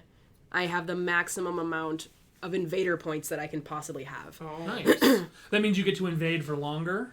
So I get now all of these benefits, and they kind of tier. So while I'm invading, I get ammo and ammo into my energy weapons constantly. I have a better shield. Every guardian that I defeat while I'm invading gives me a bonus when I come back. And then this is what I've been waiting for. I had to without being able to have the 5-part armor set that I now have, you'd have to spend a consumable to be able to get this. Okay. So now all I need to do is stand by the bank of the opposing team, and that means that I am automatically stealing their modes. Nice. Which makes it, for them, very, very difficult to compete. Very cool. Nice. Okay. Which plays into your focus on invasion as a role in the game mode. Exactly. That's dope. Yeah, and so that works out really well. And then, for example, so we were playing, in the last Gambit that we played, there was someone else that had, this same armor set, but it was all green. Invaders all red, so that's how you can kind of tell. So there is a way for you to know immediately upon walking into a match who plans on doing what. Right. Just based on what their armor set looks like. So, there was that green one, which... Who are you? A Reaper? I don't know what that does. Some kind of Reaper thing. I assume that means that you're just really... You gain bonuses based on your abilities to defeat enemies on your own turf. Yeah, that sounds right. Sounds about right. Yeah, so there are definite ways to get really strategic about it, but for the most part, you're just kind of thrown in here, unless you're competing in a competitive format. Strategic or tactical? Pray tell, what's the difference? I'm being a jerk. Daniel knows what I'm talking about. Memes. And throw memes. Yeah.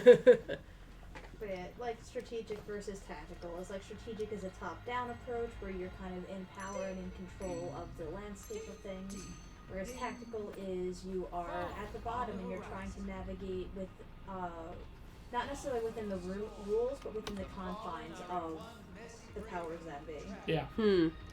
Hashtag Deserto. Yeah. Thank you, Deserto.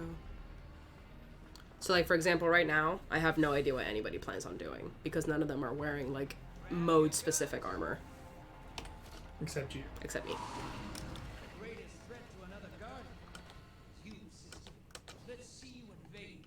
Greatest threat to I've never played Apex Legends, but this is something that people really talk about the game, about like how it's easy to make like in-game communications about like tactical decisions. I'm not sure like how it works anyway, but like Apex has a call-out system that's like Overwatch's but better. You can point to any position on the ground and make a call out about a thing, like you would ping in a MOBA or something else.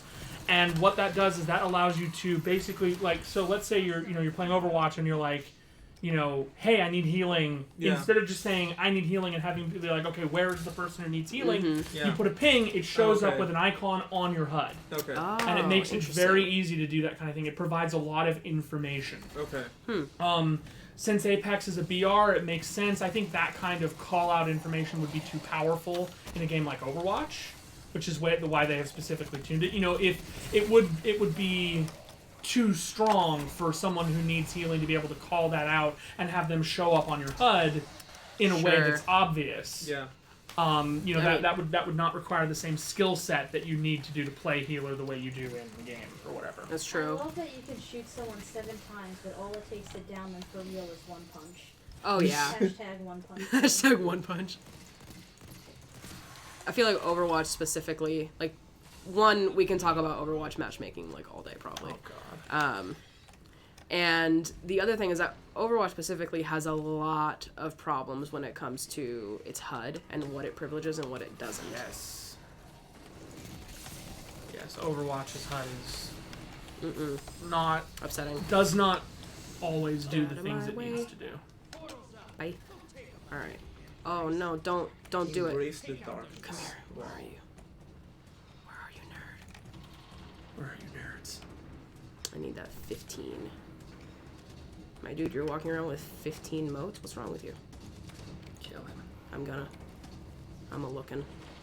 Ooh. Very nice. Thank you. You gonna res? Go res. Do it. Do it. Oh, goodbye. Alright.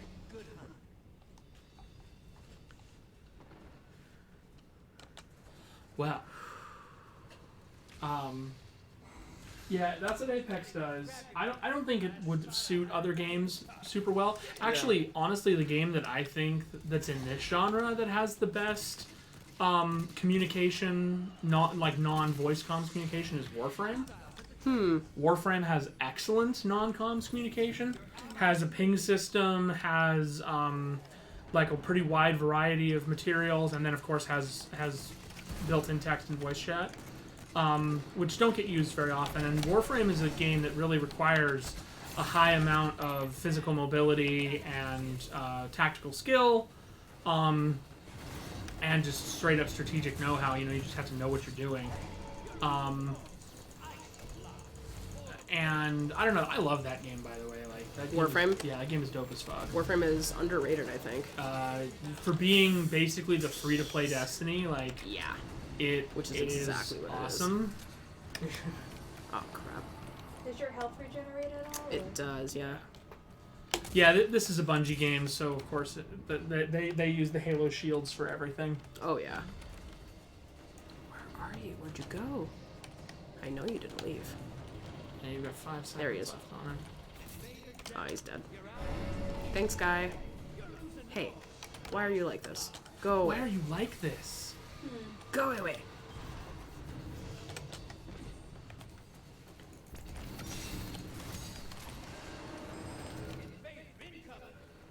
Not today, mate.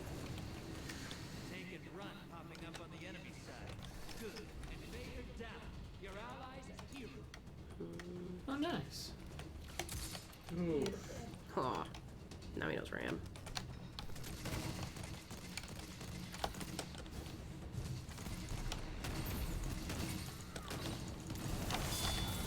Get out. That was dope as fuck. Oh, come on. Oh, that was dope as fuck. Whew. You're good at your job. Thank you. You play your role well. That was so satisfying. Oh man. I didn't even do the work. I just showed up at the right time. Yeah. Though, I'll take considering how much of a lead you guys had Thanks, friend. when the other team, when you did the first invasion, you guys were up 54-10, and now you're 91 to. No, I guess you That just got should be it. Got Primeval? Yep. Alright. That means... Oh, that's so embarrassing. I hate when that shit happens. I'm like, I'm gonna be so cool. You cannot win all the time. I guess. So when they invade you during the Primeval fight, they're just trying to kill you, so that it takes longer for you to do it. Yeah, so part of what makes the invader really important is that when you're in the Primeval phase, any death that you get, like any kill that you get as an invader, immediately regenerates the Primeval's health. Ooh. So it's pretty devastating. Oh, if you can get a full team kill as an invader on Primeval, you might have either just decided or saved the game. Wow. Okay. Yeah, it's a decisive bonus.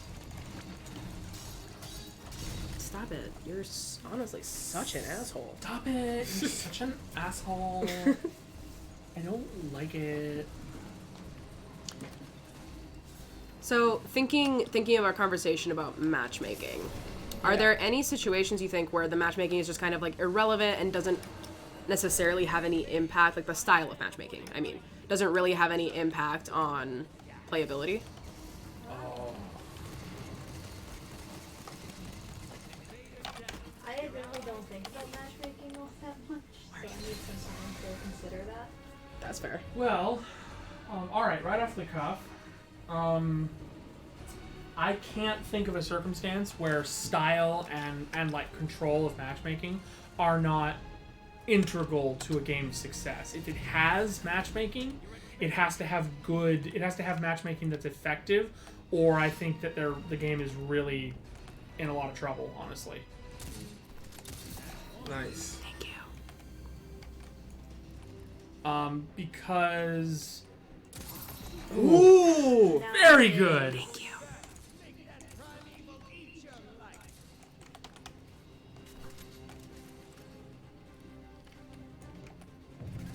Yeah. Still, that was half the team. I mean, I guess the only way in which matchmaking would be irrelevant is if the game in itself doesn't have a huge like skill gap, but that means like bad game design, I guess, in a point. Yeah. You know, like throwing dice, I guess. I don't know, like. Well, and I mean, I could see matchmaking being irrelevant if, let's say, Got him. if let's say you're playing a game where it's purely cooperative, and where the highest difficulty can be outmoded by gear, like just completely outmoded by gear.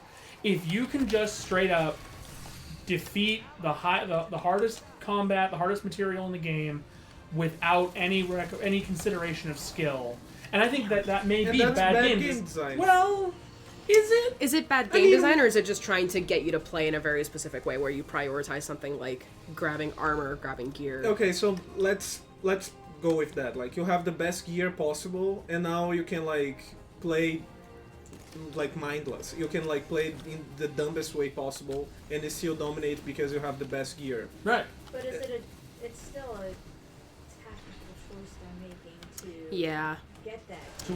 To be able to take the investment into getting that armor. Because if that armor takes enough time to get, sorry Daniel for shitting on your life. No, no but problem. Like, I have. Okay, go ahead.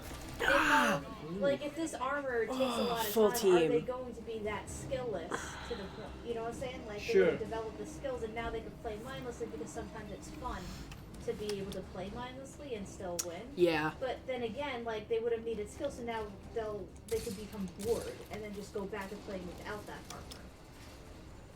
Well, and So I'm trying. Okay.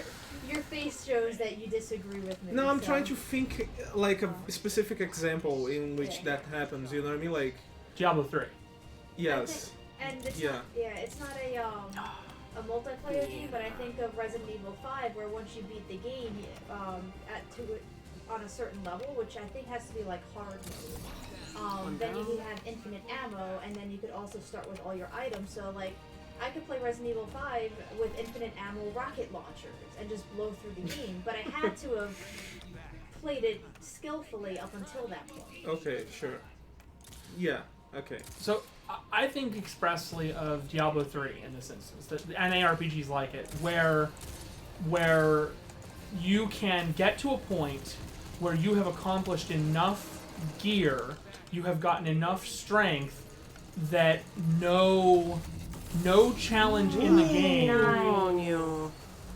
no challenge in the game can stop you. There's literally nothing that can do anything to you, and so what you do is you end up just being able to walk through material, and so it doesn't matter how you get matched up when you do cooperative rifts, because you have, an 18,000% build and just walk all over things. Now, Diablo resets seasonally and forces you to restart that grind from the beginning as its way of kind of accomplishing that. Yeah. So that you have to earn the gear each season and get to a point where and by the time you've gotten kind of the end of the season, you have built this massive, perfect gear set. And I mean, Diablo also incentivizes endgame in other ways by having like totally randomized rolls and an endlessly scaling difficulty on certain Nephilim rifts and stuff, so you can keep pushing yourself further and further and further. Okay. But it becomes a point where you've just outmoded any content that you do reasonably with other people. Okay. Very good. That was a tough match, and I'm very impressed you won. That was a good job. Thank you, team. Would anybody like a turn? No. Yeah, that sounds scary. Actually, I'm going to be taking off in just a couple minutes. I have to go to a check-in for an English 102 thing. Your I was team looking won. outside, I just can't I know. see fuck all. How unexpected. It is snowy, and now the fog is moving So in. what check-in? So, since I'm teaching 102 for the first time, I have to bring my packet 2 and segment assignment materials to a meeting with Rachel and Jenny. Oh, actually, let me send you something, because you're not in our group chat. That would be very helpful. This is another thing about Destiny, and I guess like games in this genre, when you're watching someone play, like in your like not a player or something, it feels so cryptic. Like you're just clicking stuff and like going here and going there, and like and it's all everything is like color coded, and like it makes total sense if you're in the same like mind. Yeah, like if you have that same kind of context. Yeah. Yeah. So I mean, but at the same time, like I never felt Destiny to be overwhelming, because I feel that like they, in my opinion, they do a good job in like easing you into like the top tier like. Yeah. I completely agree with you. Having played Warframe, which is like one of the only other games in this genre, the online multiplayer competitive armor weapon collecting game, Warframe is a game that does not ease you into content at all. It drops you right in the middle and is just like, here are 15,000 things you can do. Yeah. Figure it out. And so I would never have gotten into Warframe if I didn't have somebody who explicitly was able to teach me how to play that game. Yeah. It was impossible. What I will say about Destiny in that case is that the first Destiny was very good at that. It was really good about situating you, giving you time to figure out like what's going on, what the narrative is. I don't think Destiny 2 did a very good job of that, like comparatively. Well, and Destiny 2 is a really weird instance because it's very much a game that feels like a sequel that's not really a sequel. Yeah. That's just a remake of the original. That's just like a big expansion of the original game. Oh, really? My understanding about Destiny is that Destiny 2 was made explicitly on the function of the fact that Destiny was broken enough at launch that they wanted to do a sequel instead of another expansion in order to make sure they could rebuild the game to be functional. And that Destiny 2 is what we would have gotten, what Destiny would have become or should have been initially. And so instead of thinking of it as an actual sequel, they're probably not going to do a Destiny 3 for a very long time because they've gotten it right this time.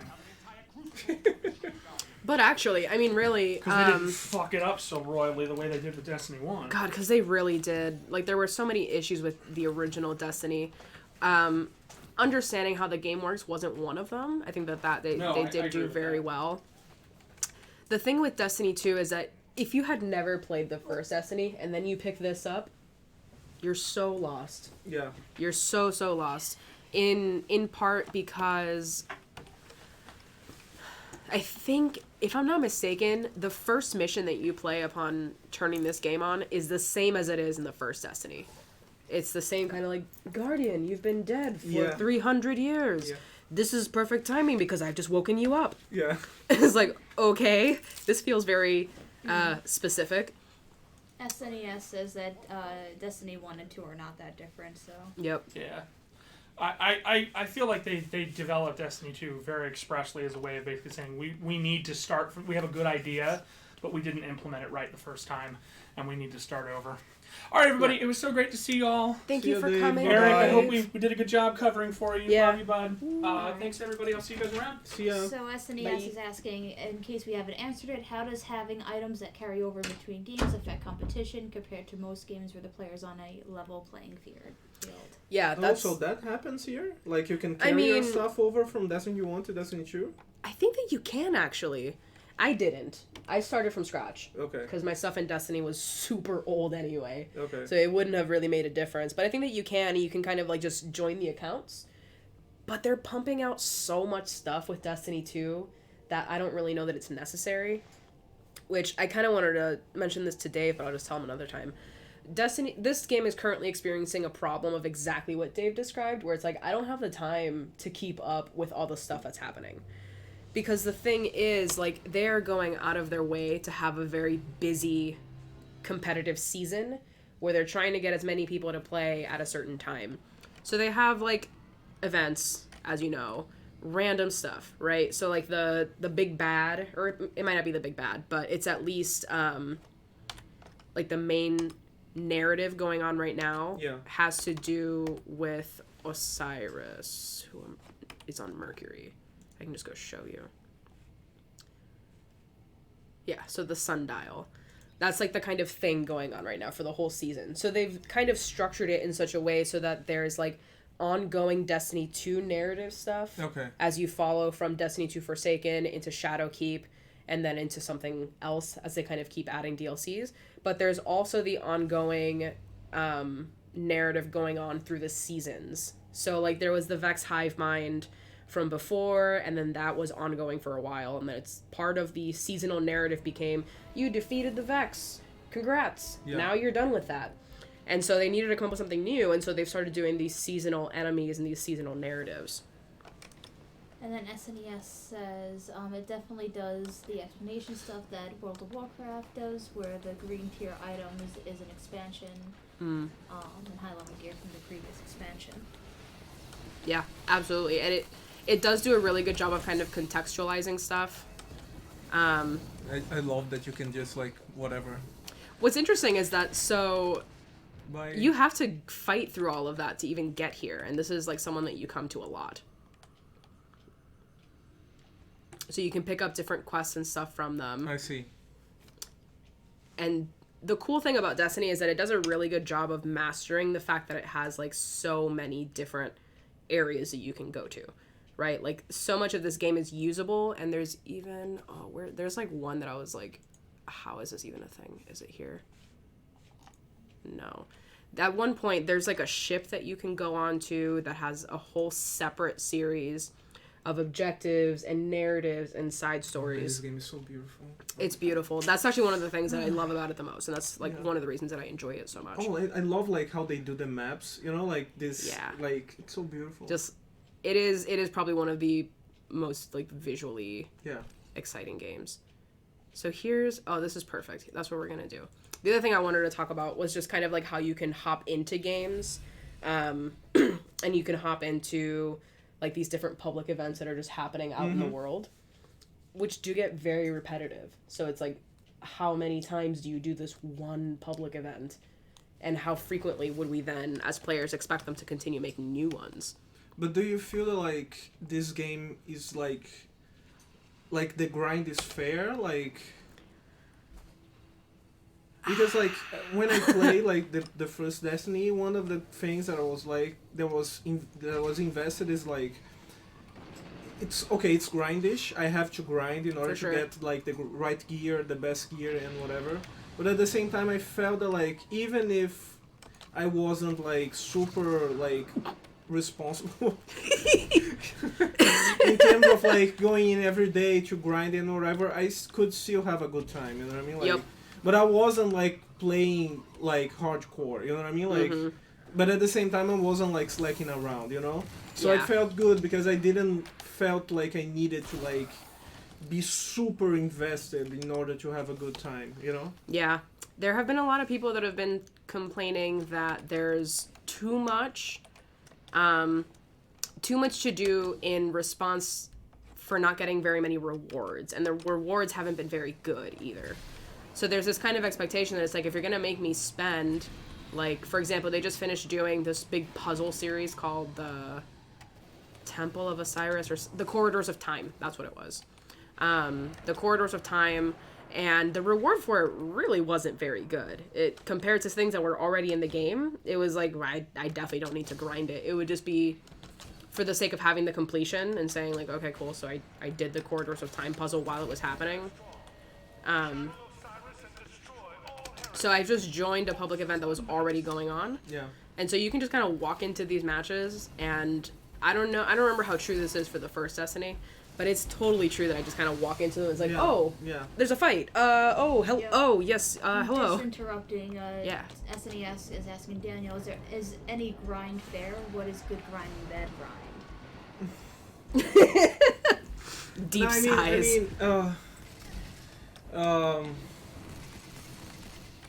I don't know how to answer that. But like my thing was that with Destiny 2 is like I could have a good time, I could have like a good play experience, like a fun experience, like going casually into the game and having like and not having to invest like a long time into grinding in order to have like just a minimal amount of a good experience, you know what I mean? Like, so and it's very personal. Like, in my opinion, like Destiny was a game, it still is, I don't know, like I don't play Destiny 2, but like the first Destiny for me was a game that could like balance time invested in grinding and like fun in a good way, you know what I mean? Yeah, like, so you didn't feel like you were getting cheated of your time. Exactly. Yeah. I think that's something that Destiny 2 really struggles with, honestly. Yeah. Because they're trying to kind of, I don't know, it's the symptom, I think, of making a really good first game that just works, and this kind of like fully online model lends itself to a sequel like this, but to keep up with the amount of, I don't know, to keep up with the amount of work that's necessary to really get all the parts for this game, it's not worth it. And I feel that like there is a fine tuning into like this.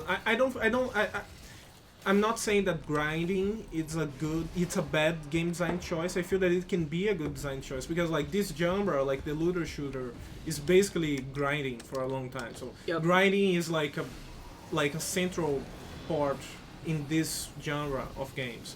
But my thing is like there is a fine balance between being overwhelming and feeling unfair and being like and building a game design loop that keeps you engaged and keeps you in feeling in control of your choices and your time investment, you know what I mean? Like, and I feel that like the developers have it's a very difficult it's so difficult to like get into this perfect balance, you know what I mean? Like, so I guess like this is a better answer to Eric's question, I guess. I don't know.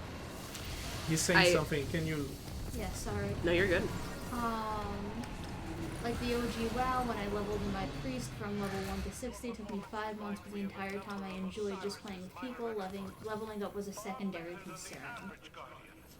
Yeah, and I think that when the only objective is to level up, like there isn't necessarily, I don't know, I haven't played enough WoW to really say what the kind of imperative to level up is, but if there's some kind of additional benefit that you get from leveling up that isn't just like, I don't know, bragging rights or something, then I think it makes the grind a little bit more bearable. It feels like there's a reason, there's a purpose beyond just, abstractly getting good forever. Which, I mean, you can always get good. You can always, like, be better. But that is only so motivating in a game like this. Yeah.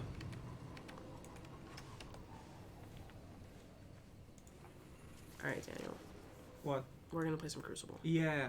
Do you have this got really complicated. Do you have any preferences on what you like? Oh man, I haven't played it for so long. Mm-hmm. There's so many. Oh god, there's even more than the last time I was here. And then SNES is saying that it's worth noting for our audience that the grind is in every competitive game. If you want to get good in any fighter, you have to grind technical skill in games. Yeah. Absolutely. Yeah. Absolutely true. Every game has a grind component. It's really, I feel like grinding is really just a word that we use to talk about the experience of trying to achieve a particular goal, either set by you or by the game. Yeah. Whatever that might be. Rumble. Rumble is fun. Rumble? Free for all is always fun. Free for all is always fun. Is now it I need always to, fun? especially when you win. Less fun when you don't. Okay. I feel like, I don't know about you, I have to change what my choices are when I do something like Rumble.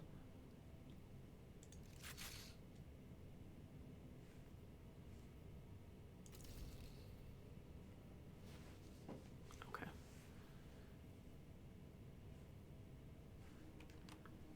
Oh man, these games feel so different now. It is really different. It's familiar, but at the same time different. You know? I know. And I don't know, because I'm trying to remember, was this what the map looked like in the original? Like, was there Dreaming City and Tangled Shore? No. I mean, as far as I played, like, I didn't play, like, the whole first game. You know what I mean? Like, right, I didn't either. played, like, Vanilla Destiny and, like, the first 2 or 3 expansions. Oh yeah, they've added something with Crota. Is this a thing? Crota, yeah, that was. I remember Crota from the first game. Because what's interesting is that they kind of like recycle the villains, and then what we used to be like the big bad, now is just like a regular bad. Because it's like I remember that you had like Crota or something, and like you had like his father, like it's like a scale. Of Crota. Yeah, you know what I mean, like son of Oryx. You know, I'm like, okay, so are you father of Crota, son of Oryx, or both? Your family is all messed up, man. Like, get 100%. Your shit together. You know what I mean? Like, I don't want to keep killing your family. You Please know? Like, submit a family tree before the next Crucible so that I can figure out who you are. But I really like the idea of, like, in the first raid was like a Vex thing, I guess. Yeah. Glass something. Oh yeah, no, I remember that. It was like I remember, and it was. You had like to travel through time. Yeah, time is messed up in this one too. That's what this whole Osiris thing is. It's like the timelines are converging, and so there's battles, and I'm like, that seems like a kind of loose explanation, but I'm just gonna go with it. And then the second one was Crota something, and what's the species again? Like I always get them mixed up. Sorry, it's like so offensive. There's Fallen, and then there's maybe it's Fallen. Scorn. I don't think it's Scorn. Yeah. Scourge. I don't know. I think they just call them that. Skrillex? I think Skrillex. 100%. Every Destiny 2 species, Skrillex. Yeah. And then likeness of Skrillex. And then you had Cabal, which was like the third expansion. So I like this idea of like rotating between what species you have to kill now. You know what I mean? Like. And that's kind of how Gambit works too, because at least for me, and I think that if there are any other like avid Gambit players in the chat, they might have their own opinions. I can determine how much fun I'm gonna have in a Gambit match depending on what enemy I have to take down. Because in Gambit there's only one, because it's all very kind of like set up in a way that's really weird. Defeat all opponents. No pressure. So very like. This is gonna go super badly. I'm very bad at Rumble, very bad. Oh, sorry. No, it's fine. It's because I'm a sharpshooter and that doesn't super work well.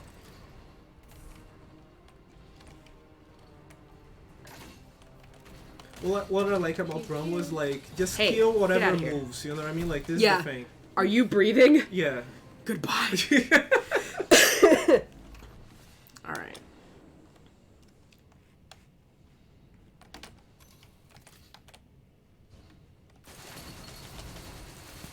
So you're a Hanzo player. I'm a what? Hanzo player. Yeah. Okay. Oh. Now you're gonna get wrecked. Oh, that guy didn't see you. That's always so upsetting. I'm like, oh, cool, someone's gonna come avenge me. No. Yeah. What's happening?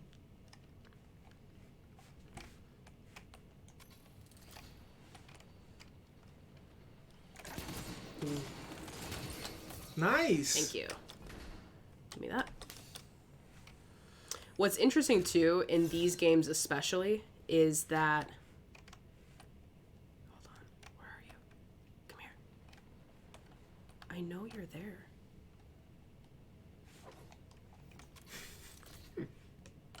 Oh my god, you nerd. Could you just come over here? What, are you scared?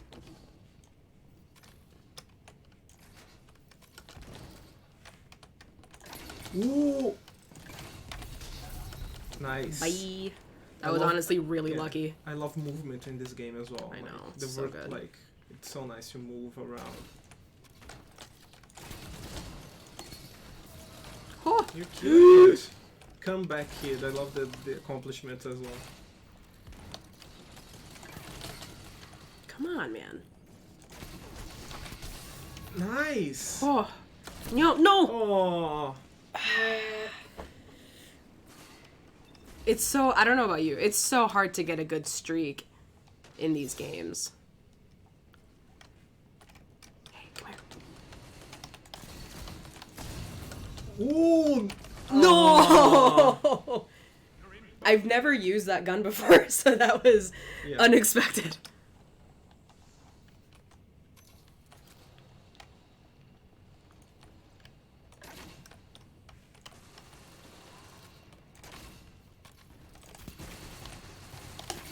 Nice. Thank you. No. So stressful.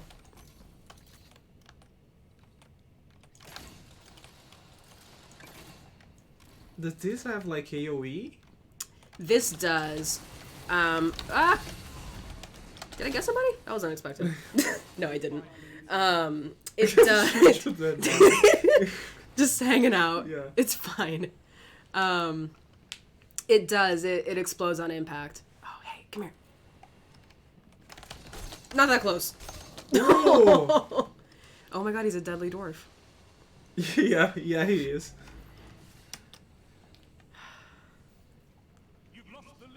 Don't talk to me like that.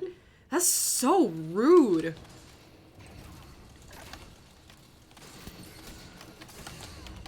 Oh. No. Not a spy. Not a spy. I'm not a spy either. I don't know, I feel like if you're saying you're not a spy, Yeah. you're probably a spy. God. Fucking resistance flashbacks.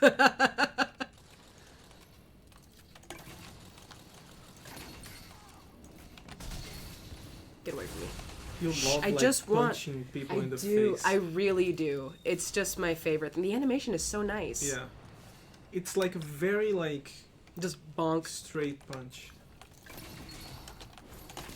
Nice. Thank you. No. Why am I on fire? No? Okay.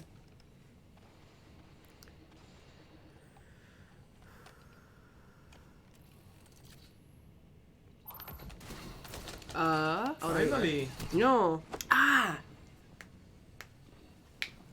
High-pitched gaming.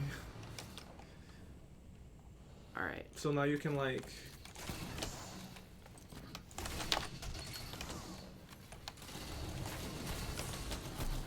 I lost sight of him. Now I can what? use the superpower Yeah. or whatever. It's interesting because like the way that you kind of use things in Crucible is so different than how you would. Anybody? Okay, I'll just take that. Don't mind me. Shh, everything's fine. Ooh! He's like, nope. Yeah. Yeah, so the way that you would use your abilities in Crucible, I think, are really different than they would be if you use them in either just regular gameplay or... Oh my god, so good. You're in first place. I love the caster. I know, Shax is so good. Oh! This game is like so stressful. People are like, games don't cause any affective response whatsoever. I'm like, honestly, you've never watched me play a competitive game, have you? I've never played games, period. Yeah. Be real. Never seen anybody play a game, heard of a game, known a game. Oh man, I have so many good memories of this game. Is it like tempting you to get it? Yeah, but like I can't even play right now. I mean, like, I'm not gonna buy a PS4 here or a PC just to play it. You know what I mean? Like, it's because like I played this game in like my first apartment. You know what I mean? Like, Oh, that's so good. I was the same. Yeah. So the first Destiny, I had the Destiny 1 PS4, like the white one. So I would come back like this apartment, like I was teaching at this university, and I lived like 2 blocks away, so it was pretty close. Yeah. And then I would come home like at night after classes, and I was like super tired, like teaching all day. Mm-hmm. And then I would just like get home, put like some beers like in the refrigerator. You know what I mean? Like put some like this kind of like cheese bread that it's very like. ¿Cómo se llama? Pupusa. Pão de queijo. No. But pupusa is amazing as well. Oh my god. But Yeah, I would so like good. put them in the oven to like. I love how you thought immediately of like the Spanish word for stuff and then like como se llama. So I would like do that and then like take a shower and then like just play Destiny, you know, like drinking beer and like eating some good stuff. Oh, that was the life. Mm-hmm. It's so good. Got him. Still counts. I'll take it. Yeah. I'll take it.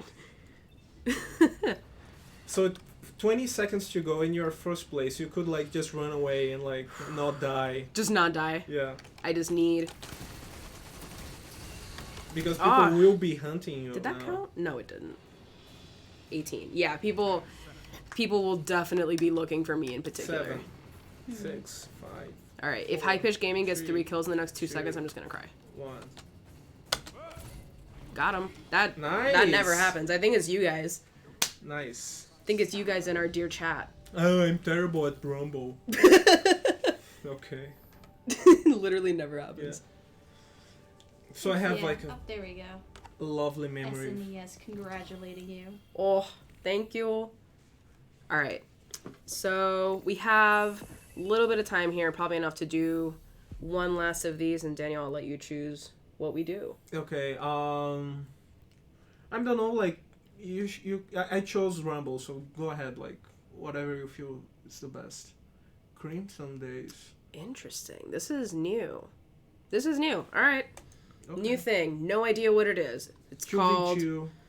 Oh, it's 2v2. Yeah. Okay, that actually works really nicely for our matchmaking conversation. Whoever I am teamed up with will be very sad that I'm not on mic. So, like, what do you do, right? This is definitely a game where communication would be nice. Mm-hmm. And I'll admit, I hate talking in team-based games. I never do it. Yeah. For a variety of reasons. Many of which are, I am a woman and people are mean. It's 9 of the 10 reasons. Yup. I don't know if you also experience that and so don't really talk on mic at all. Yep, I only talk on mic when I am with at least 1 or 2 other people that on the team that like I personally know. Yeah. So that if there's any outliers on the team that are dickish, like at least I've got backup. Yup. People suck. People suck. Full circle. Full circle. That's today's takeaway lesson. So there was this one time I was playing Overwatch and like I was very new at the game. And I just wasn't using like an ability that like I should be using, like that's integral to the character. And someone's like, yo, greets everyone. There's no one here. Okay, go ahead. They're like, yo, why aren't you using your barrier? And I was like, oh, 'cause I'm an idiot. And then he went, no, don't get down on yourself. Do you know how to do it? And just started talking. Oh, that's so nice. That is super nice. Yeah. Oh no. Wholesome Overwatch. That's rare. I know. Yeah. Super nice though. Okay. So my teammate has already died. And so it's just me. with these two guys who have a shield. I'm just gonna say, it's not fair that you have a shield. Oh, this game is so beautiful. Nice flanking. Oops. No, not by myself. It's not. Looking at you, not Jacob. What is with people not being things in this game? Not a spy, not Jacob. A spy, not Jacob. Who are you not then? Jacob or not a Jacob? Not Jacob. Okay.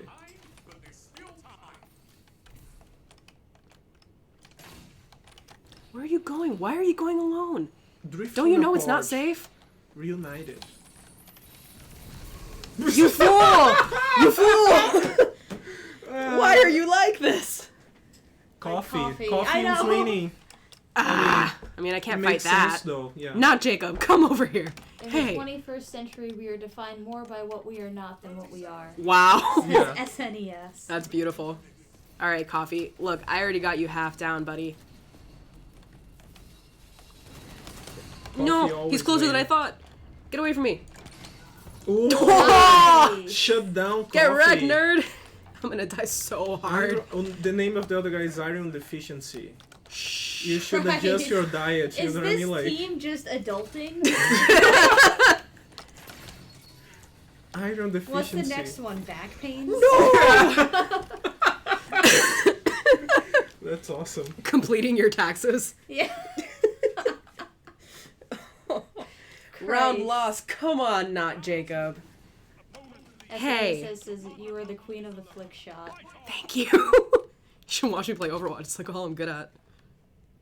Which actually, if we were interested, I think that a serious play Overwatch match could be very fun. Oh yeah. I'll be awful at it. Same. I haven't played in a long time. But I either No, play stop spanky shotting. Oh my god. Cowboy Man or Ursa. I love the names. Yeah. That's very good. Yeah. Where is he? He's in here. Shh. Where is he? By the way, the Washington Justice match with the Philly Outlaws. Philly. What's the Fusion. name? Fusion. Yeah. Oh my god, that was a good match. It was so good. And that kid Stratus, Yeah. he has so much like stage presence. I You know what I mean? Like No, he really does. he's Alright. Come really here, gonna Buttface. be like something in the future, like a caster or something. He's very charismatic. Yeah, he is. I feel okay, I think, about the casting group right now. For Owl. I feel okay about it. I miss Malik. Wow. Yeah. I just wished Zoe had more space. I know, because She's she is like the so most good. most accomplished, best caster objectively. Yeah. And she's just at the desk, you know. Yeah, and she's so good at like The banter. She's so yeah, good at the and banter. like improvisation. You know, like she knows like, how to like get around stuff. Especially when you have like a lot of like production problems going on still. You know what I mean? Like, and they do still. Alright, I'm interrupting. Go for it. SNES asks, how do we feel about games like Destiny 2, which kind of purport the only game you'll ever need to some degree by dipping their hands into tons of pots and giving you more than you could realistically do. Most competitive games are only like this for their top competitors, but it kind of reminds me of the lifestyle brand. Yeah, 100%. That kind of goes with what I was telling you. Like, people are very frustrated with Destiny that there's no amount, like a reasonable amount of time for them to complete things. So, like, this Corridors of Time thing that just happened, I read an article on Business Insider that was talking about the fact that if you wanted to... they're just hanging I out in the understand. barrier. No, I understand. Oh, that's what you meant earlier when you were reading Reunited. Looks like Eric got another paper. Is there Video ever games an is arena where lifestyle someone based. doesn't get a paper out of it? Probably not. Eric, you would have loved our streaming and privacy chat. Oh, yeah, Yeah. that was really good. That Go was back very to, like, good. 15 minutes into the stream and go handle Those that. dudes know what they're doing, right? I mean, Yeah, like they do. Literally, my only hope is being able to shoot him, but, like, that's just not happening. Sounds like I tried to push the research onto Eric, and he pushed it right back. He's like, no. I like this idea of a lifestyle, like, around, like, because, I mean, I feel that, like, if you are super invested in a game, like, if it's something that is, like, important to your, like, identity and, like, for you as a subject, you know what I mean? Like, I would love to be recognized by the developers and, like, having stuff to do. And at the same time, I like the idea of, like, being overwhelmed by a game, because I feel that, like, it's not that, like, I completed the game and now it's over. You know what I mean? Like, so it's kind of a double-edged sword for me. Like, as someone that, like, has a job and has other stuff to do besides, like, gaming, it's nice to, like, know that I'm gonna always be able to go back and do stuff, do new stuff. You know what I mean? Like, got one. Nice.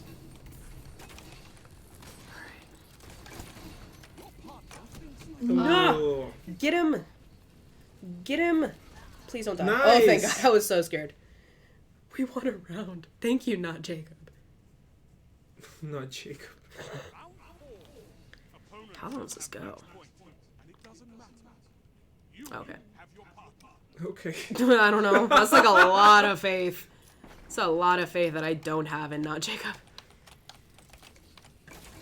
Alright, so they're right over there. You have to break the barrier? Is that right? Yeah. So this is like Overwatch, Hey, like here. Hanzo breaking Orisa's barrier.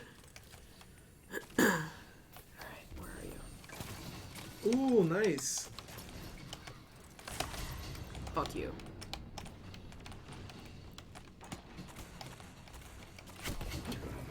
Come on, not Jacob. Yes. Got him! Thank you, not Jacob. Secretly is like fine. Yeah. We're just giving him shit for no reason. So I guess that you get some kind of bonus or benefit or something if you stay right by your team. Yeah, that's fair. You don't stand a chance.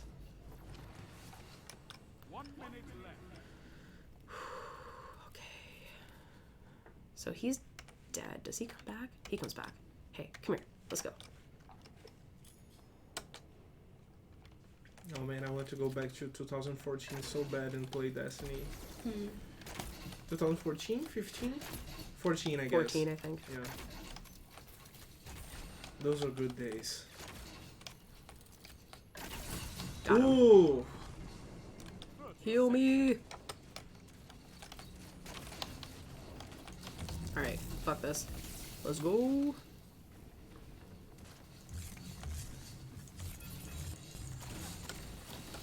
I didn't think you were gonna come back so fast. Gotcha. No. Did he get him? Yeah. He got him. Yeah. Alright.